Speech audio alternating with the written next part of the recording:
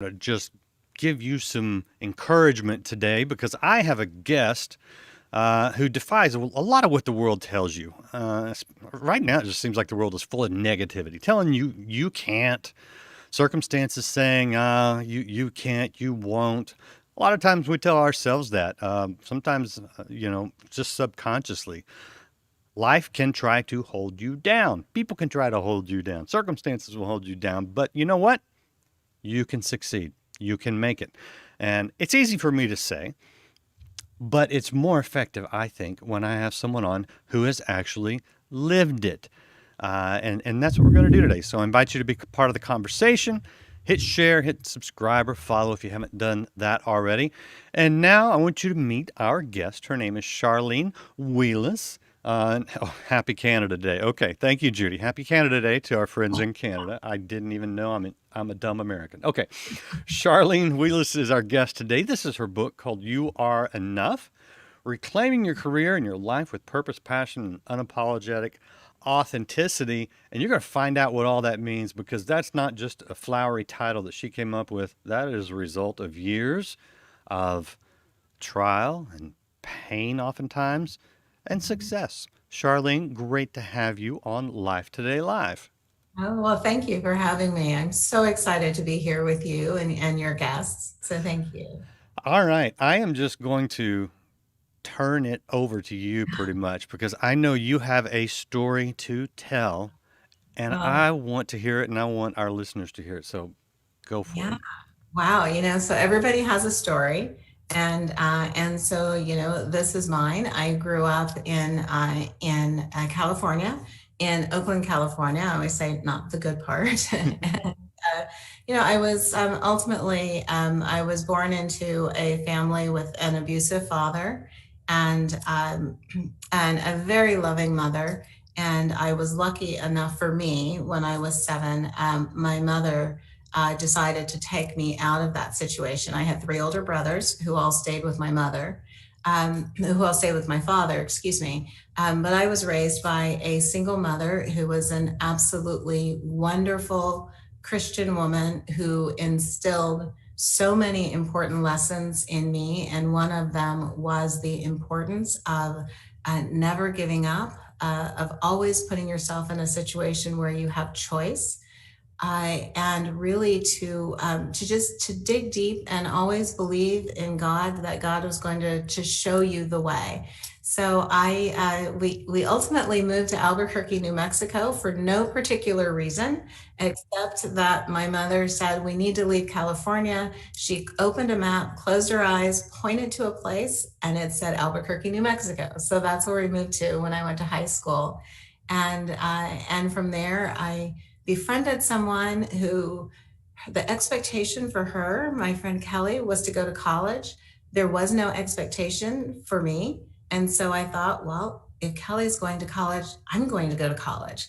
Because the thing about growing up as a Black girl in anywhere, but in the US at that time, no one really expects a whole lot out of you.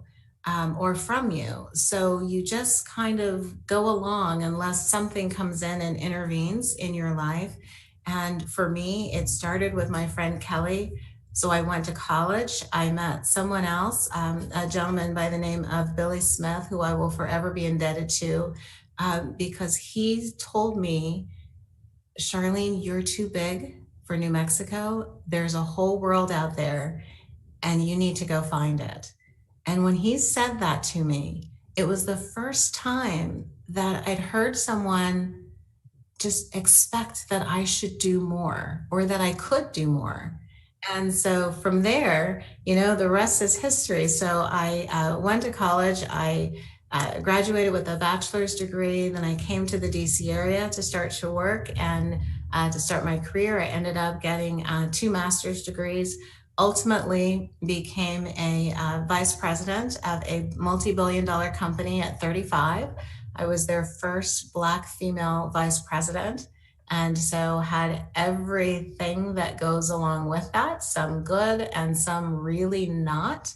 Um, and despite it all, though, I managed to continue to succeed by working hard, not accepting what people told me I couldn't do and couldn't be.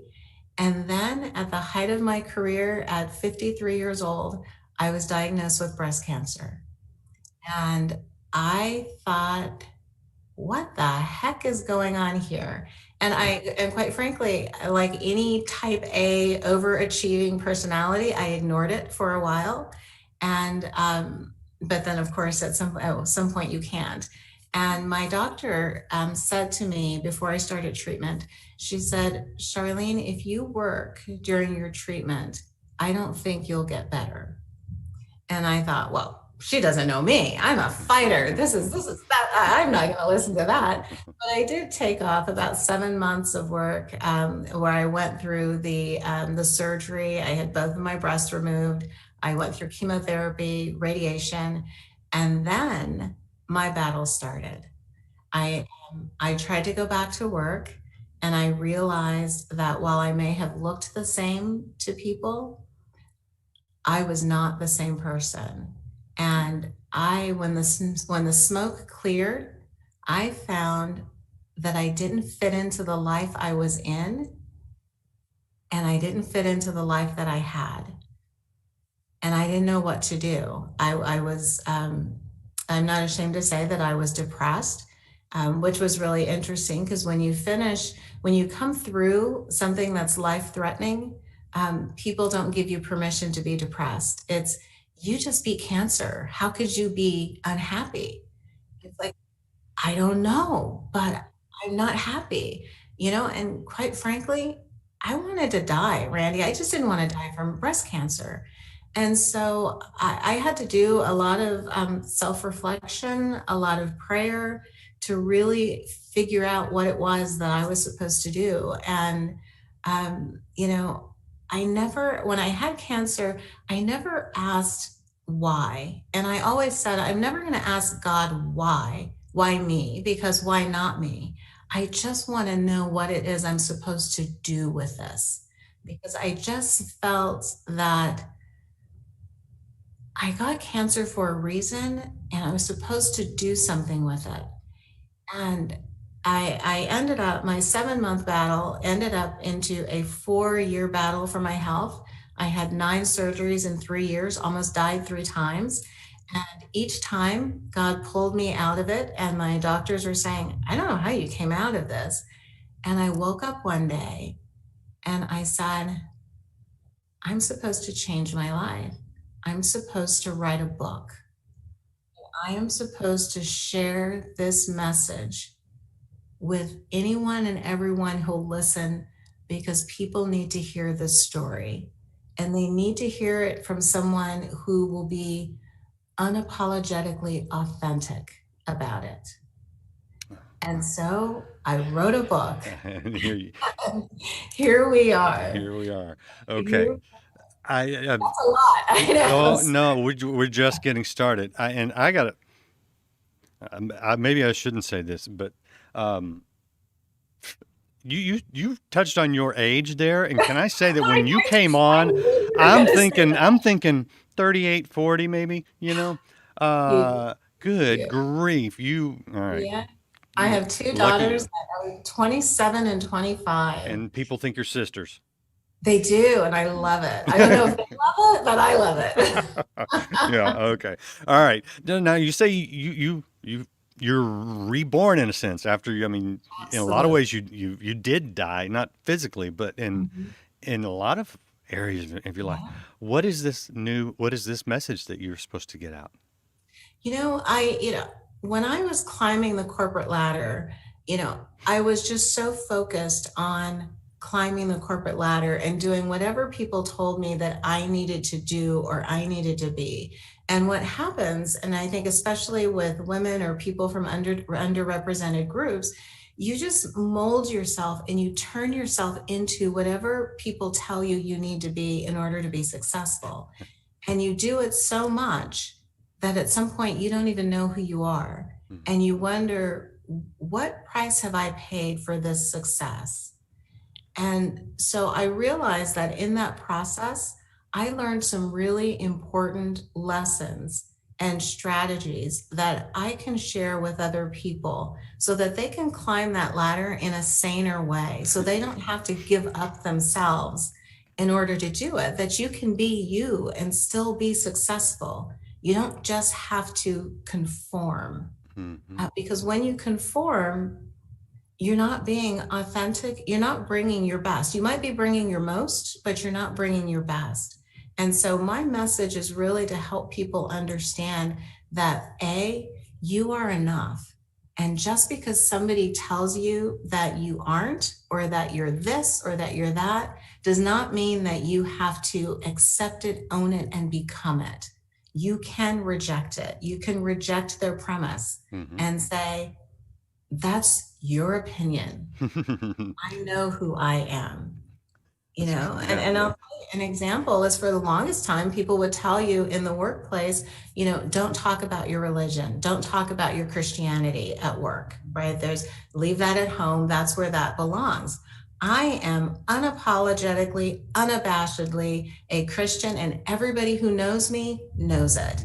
And I'm proud of that fact. And Right? not, yeah, I'm curious because when we talk about, just be yourself, right? Mhm. When you're not a Christian and you look at it scripturally and it talks about how wicked the human heart is, j- Mhm. and you're lost, you're led by things that are not of God.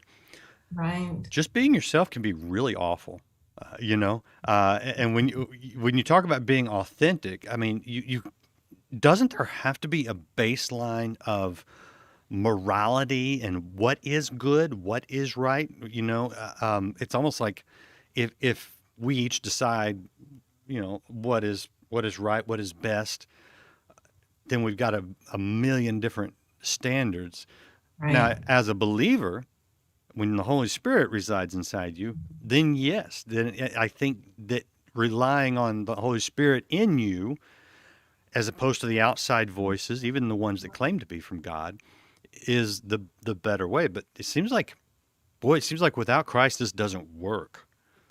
What do you see? Yeah. Yeah, I don't even imagine a life without Christ. And because I was raised by a mother who had such strong faith, and she had a hard life, she had a whole lot of reasons maybe to not believe, Hmm. and she always believed. So, there has not been a time in my life where I have not felt that I wasn't a child of God. Hmm. And I believe that God lives in me, and I live through Him, and I see that in my life.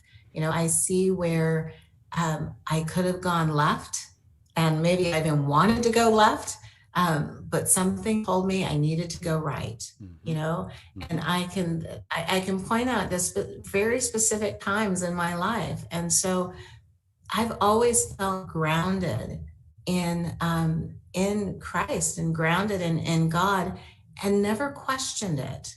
A lot of people will say, well, when you had a hard time, when you had cancer, didn't you question your faith? Hmm. It's like, no, I Hmm. didn't. It didn't make me a stronger Christian, but I didn't question my faith Hmm. at Interesting. all. And I just, I believe in the power of good, right? Of just being good to people, to everyone. And that, of course, comes from being a child of God. Yeah. And, through life and the struggles, and we all have them to different degrees. In my book, at the last page, which is a half page, I guess, of my book or so, I say that after all of my life and challenges, I rely on two undisputable truths. I am a child of the Most High God, and I am enough. Hmm. And that's really all I need. Hmm. Yeah. Yeah, absolutely. I love it. We're talking to Charlene Wheeless. This is her book, You Are Enough. And this is her website. I want to show it to you real quick. You can find out more about her there. It's charlenewheeless.biz, Yeah. the dot biz. So I'll put that in the chat for you guys hanging out there. Thank you. And I'm curious, when Mhm. you talk about feeling like you weren't the same person afterwards. And I mean, I get it from the cancer battle. Mhm. It's going to change you, and the battling the depression, which was new for you. I I wonder if there's any kind of medical thing going on. I don't know the circumstances. I guess what I'm really wanting to know is who would you say you were before, and contrast that with who you would say you are now. Does that make sense? Yeah, it does. So before I was the type A personality, all about um, achievement, proving I was on that proving treadmill, right? Whatever you told me I couldn't do, I was going to prove you wrong. I was all about the success almost at any cost, at a cost, even to myself. I was just hard charging, and it was always about achievement. I was an achievement junkie, as I would say to Mm, myself, and and I cared about people, but I cared about my own achievement more. mm, Not all the time, but in some cases. After I had the battle with my health, I didn't recognize myself anymore, and literally, both physically. I mean, you're bald for one thing. You're missing some body parts. I mean, you really just don't know who you are. And I gotten to the point where even photos in the house of me before I had cancer, I would put them all down mm, because when I looked at that person, I didn't know who she was. mm, I thought, who are you? And who are you becoming? And so I just sat back and reset. And I thought, what do I really want my life to be mm, about? What do I really think that I've been working toward, even as I've been telling myself that my goal is to achieve and break down barriers, et cetera. And I came to realize that it's hard, but my job was to break those barriers for people who came after me mm, and to really understand what that meant. mm, And once I took that in, then being the one and the only and the first, which are great accomplishments, but they're also very lonely accomplishments. Um, I just got such a different sense of self and such a sense of purpose, mm, right? We all spend time saying, "Oh, what is our purpose?" My purpose became loudly and very clearly to me after cancer, and it is so that anyone who has to walk in my shoes doesn't have to walk in my shoes the same way. mm. Wow. Wow. Right? Contrast your three things for me. Your Sure. your peace now, Mhm. your sense of fulfillment now, and your happiness now. Ah, well, they all kind of work together, Mm-hmm. right? Um, so I feel peace um, pretty much every day Hmm. because as I said, being a little repetitive here, That's but good. I'm walking in my purpose, and I know that, and so I really feel just a sense of peace every day. I appreciate the importance of self care. I used to think that self care was being selfish, Mm-mm. but as the saying goes, a dead battery can't jump a dead battery. So if you don't take care of yourself, you can't be there to take Yeah. care of other people. And my happiness finally comes from within, Mm-hmm. right? It comes from who I am, what matters to me. I recognize that we all think as you get older, you start thinking about your mortality, you start thinking about your legacy. And I realize that legacies are not about what you build, they're about the people you touch, whose lives you touch along the way. And I know, Randy, I know I'm on the right path because I receive notes from people that I don't know, and they'll send me a note on LinkedIn and they will just say, I've been watching you and you've shown me that there is hope for opportunity, Mm-hmm. or you've done this or you've done that. Not everybody's a follower, but but by and large, and what an awesome responsibility to be that for someone, Hmm. for people. And so I just, I've just never been so happy, right? Good. And I don't look for it externally, Yeah. you Yeah, know? that's key. I think that's the big secret right there. I think that's the huge revelation is that even no any praise, any accomplishment, those are all fine. I'm not down on those, but that's ultimately not where the peace and fulfillment comes from. You've found it. Right. Yeah, I love it. Okay, I want to ask you about something just because I want to learn. I Okay. want to learn from you, and that is I am in the majority in this country from a cultural kind of standpoint. Unless you depends on how far you break that down. I mean, Mm-hmm. don't call an Irishman an Englishman. That's a bad thing. Right. But yeah, we're all grouped together here in the U.S. I get that. But when you talk about ethnicity and cultural background Mhm. and being in the minority and being a woman in societies, and when you talk about business and law and things like that, Mhm. largely dominated by men historically. We've seen that just shattered over my lifetime. Mhm. It's one thing for me to say, and I would say to a young black woman, you can do anything you want. You can make it in this country. You can succeed. Mhm. Um, but it's different when you say it because you've done it. Yeah. What message do you think young people anybody needs to hear, whether they're a woman, whether they're an ethnic minority, whether they come from a single parent household, whatever the obstacle or perceived obstacle can Mhm. be. And I'm not saying they're not real. I'm saying that sometimes we perceive things that aren't necessarily there. It's both. Um, what do they need to hear to know that they can succeed in this country? First, I'd say you have to recognize that opportunity is not distributed equally. So just because someone says to you, you can be anything you want to be because all the opportunity is there for you, it doesn't mean that all the opportunity is going to be rolled out for you in No, that way. absolutely not. And so you have to chart your path and you have to seek out your opportunities. Hmm. In my book, I talk about things where, ask for what you want. When I first started my career, the people would say to me, put your head down, work hard, and someone's going to notice. You know what? Sometimes when you're the minority, people don't notice. You have to make sure people notice. You have to look up, you have to stand up, and you have to step up. So you have to make things happen. And there will be people who are not in your corner. And I tell people this all the time. Right.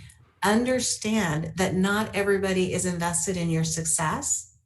Recognize it, move on, and find those people who are. Find your Absolutely. champions because you're going to need your champions. Yep. So, yes, you absolutely can succeed, and you should. You should do everything you can to achieve your goals in the right way, of course. Right. But recognize that it's hard. It is really, really hard. And when you are the only female in the room of 300 people, Mhm. and you're the only Black person in the room of 300 people, you can't help but feel like you're in a fishbowl and it doesn't feel so good. Mm. Right. And you just have to say, you know what? This can be a barrier or this can be an opportunity, right? Yeah. And you turn it into your opportunity. And then you realize that everything you do is making a path for someone else. Because for me, my view is if there can be one, me, Hmm. then there can be two, then there can be 10, Sure. then there can be 50. So absolutely, I believe that if you work hard, you can succeed, but it takes more than hard work. You Mm. need champions, you need people who are going to advocate for you Yeah. because you will meet people who will say you can't achieve what you want to. That is not available to you, Hmm. right? And you Hmm. just have to say, thank you for your opinion. Now let's move on. Right. Right. Pull out the old. That's like your opinion, man. I get. You know what? You know what's funny? I don't know. I have someone close to me who is in his 20s, Mhm. um, who is a relative of mine. I don't want to embarrass him or anything. Um, this is exactly what I've been telling him.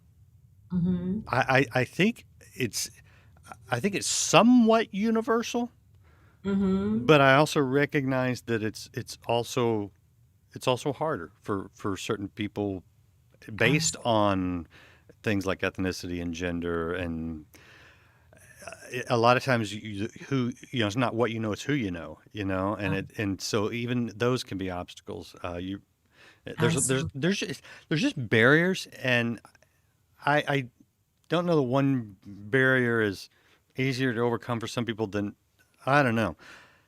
I just like I like the inspiration of one, your message, but even more importantly, the life you've lived, which says, just screams to me, you can do it. You can have the success. I also Mhm. like where you're at right now, which says success is actually not the ultimate, but what Right. you find within is the ultimate. How Right. how how do you convey that balance to people? Because it it, it it can be real tricky, especially in the corporate world, when you're trying to climb the ladder, but yet you're trying to be keep God number one, central to your life and follow His plan for your life. Right. Um, how do you balance that these days? Well, that's tough because sometimes you meet people in business, and I'm being kind by saying sometimes, whose lives are not directed by God, Right. and those people come in your path, and they may not have your best interest in heart. And quite frankly, you run into these people who think that the way they succeed is by tearing you down, and Mm. that's really tough. And that's when you have to say to yourself, the way they're behaving and what they're doing says more about them than it does about me. Yeah. And you have to believe that, you know. Well, it's true.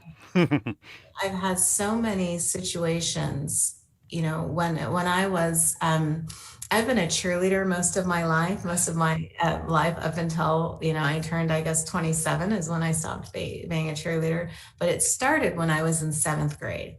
And I tried out for cheerleader, and I thought I was a little talented. And I made the team as the fourth alternate, Randy. Now, do you know how bad you have to be the fourth alternate? I Right. Hey, I've been on the C team in basketball. I get it. Yeah, yeah. So that means like five other people have to leave the team in a year in order for you to get on the team. Nonetheless, within 2 months, I was on the team, and the coach at that time, they were sponsors, was my math teacher, and I asked her. I said, and with my innocent self, I said, I thought I was good, but I can do math, and I was a fourth alternate. One person left, and now you've put me on the team, and I just wondering why, what changed. And an adult said to me, well, Charlene, you're Black, and we thought you were going to be a troublemaker, but now that I have you in class, I see that you're a nice little girl, so we put you on the team. Oh dear Lord. And hearing that just showed me something about the world and about the way I would be viewed. And I wanted to think that that was a one off, right? And then you fast forward to a time when I was in high school and I was cheering, and I was in a big group of people, and you were counting off, 1, 2, 3, 4. Except the person who was counting off was counting us off as eeny, meeny, miny, mo. And as she's counting us off, she says, eeny, meeny, miny, mo, catch Charlene by the toe. Now, we all know Oh that dear if Lord. I hadn't been sitting in that room, what she would have said, Oh yeah. right? Yeah. So once again, I'm reminded that life's not going to be fair for me, right? I've done everything right. And sometimes it doesn't matter, and you still have to fight, Hmm. and then, I met my husband and we decided to get married. And my husband's a wonderful Southern Baptist man, just as white as Wonder Bread. Oh, And, really? you know, and when we decided to get married, you know, all I can say is, I said to his mother, and I'll say this because it is in the book as well, is that, she told you to come home with a Christian, college aged, a college educated, nice girl. If she had to be white, she just should have been more specific. you know Oh, uh, and we've been married for 30 years. So, it's all fine. My father-in-law, who is a pastor, married us and we had a beautiful ceremony. And I got so far away from your question, Randy. I'm no, so and so I have multiple reactions to that kind of thing because, part of me wants to go back in time and punch people in the face. I don't think that's the Christ-like response, but I'm struggling with that. But legit, I mean, that stuff makes me mad. But yet, I have to ask you because, see, when you said "eeny, meeny, miny, mo," I'm Mhm. like, you know what? I heard that as a kid. Right. Now, did I teach that to my kids? Good Lord, Mhm. no. Good Right. Lord, no. Mhm. I feel like I have seen tremendous progress in the Mhm. area of treating people right, just treating people like people, judging people on the content of their character, not the color of their skin. In my lifetime, Mhm. do you see that? Are we making progress? Yes, we're making progress, but it's slow. And you have to sometimes ask yourself, why are we even in this situation? Right? I know the Why? answer to that one. Well, yeah, and we It's can go back no, historically. and you know what? It's not even. Yes, it's that, but it's a lie from the pit of hell. This is Satan. Right. This is the work of Satan. Oh, absolutely. And I tell you, yes, I think that we are making progress, but there are so many things that are still happening that don't make sense, and why do I get followed still in a store by a security guard when someone else who doesn't look like me doesn't, right? And Maybe chances maybe he, maybe he wants to hit on you. you think? You I think? think. Oops, sorry. I will choose to think that, Randy. Yeah, I will take that. But yes, I do think that we're making progress, and I'm so thrilled that we're making progress. But I also know that, when I drive down the road, and I will acknowledge I'm not a great driver, I am that person that cuts somebody off unintentionally, and the first word out of somebody's mouth will be a slur. Really? Still? And if that's your natural God. reaction, then we haven't changed enough. But I do want to give people in our country credit because people are trying, right? That people are trying. More people care than ever did before, and because people who are not black and brown, because those people care, things are starting to change faster, Yeah. Yeah. right? Yeah. Y- You know, Yeah. Yeah. thankful. I am so thankful for it. Yeah. Yeah. W- let's keep moving in the right direction. Let's keep talking. Let's keep There's so many encouraging ways each we other. could I go know, right? here. I know. But I think the bottom line for me is if we just love our neighbor as ourselves and love God with our all our heart and mind and soul, all the problems would take care of themselves. So if we just get to the most fundamental thing, we, Love we can has we to can win. overcome. Yeah. Love wins every time. Love has to win. I believe that through and through. Yeah. Well, I want to say thank you to you for sharing your story, for hanging out for half an hour with us. Has it been Uh, half an hour already? That was I fast. know, I know. I would have keep going. I look down at the clock. I'm like, geez, no. But this is great. This is so great, and I wish we could tell. Well, can you give me one more story? Because I know our audience is going to love this. Tell them what you told me about the baby grand behind you. Oh Short my God. versions. So when I was growing up, my mother, she played the piano at church in the choir. Beautiful player. She actually played by ear. She didn't read music. And so she always played the piano. And as we were growing up on Sunday morning, Saturday morning, we'd wake up to the sounds of her playing the piano, and it would irritate us to no end as teenagers because we just wanted to sleep in. And but you get used to that. My mother died 28 years ago. And once she died, I would have given anything to wake up to hear the sound of the piano playing. And so once I became an adult and we had a house, to me, a house is not a home if a piano isn't in it. It's And that's beautiful. why we have the piano. And I don't play the piano, but I will always have one, because Wow. that's what makes the house a home for me. That's what brings my mother back to me when I walk in this room and I see that piano. I wish Virginia wasn't so far from Texas, because I'd go brush up on one of my old gospel tunes and come over and play something for you. Well, you can always Zoom me and do it. And I love Texas. I'm a Red Raider, by the way. Go Raiders. Oh, Spent some time in good nice. old Lubbock, Texas. Oh, I'm Yeah. so sorry. No, that's awesome. You're not from Lubbock. No, like I had to clean the dust from my eyes and move Yeah, we did forward. have that. All right, Charlene, it's been a joy. It's been just a joy talking to you, and I just appreciate you so much. Thank you for being with us, Yes. and appreciate you guys out there watching and sharing and subscribing and following, doing all those things. And go pick up Charlene's book. It'll just inspire you further. I mean, you didn't get all of it today. There's so much more encouragement in her book. So you can go get it right now where books are sold. And you can check her out online at her website, charlenewheeless.biz. Looks just like that. And you can see how to spell her name right up at the top left corner.